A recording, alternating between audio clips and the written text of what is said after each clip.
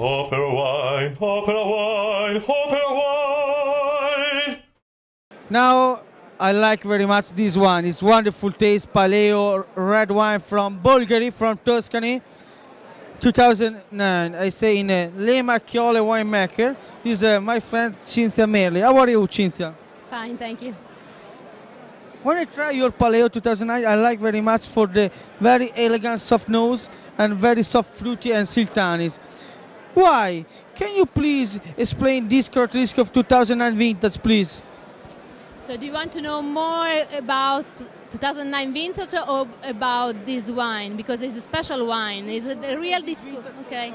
Because Paleo Rosso is 100% Cabernet Franc, and it's a great discover for Bolgheri area because we was the first wine that decided to produce 100% Cabernet Franc in the area. And this variety in this area is really amazing, so silky and elegant every vintage. And the 2009 vintage was very interesting, powerful and elegant.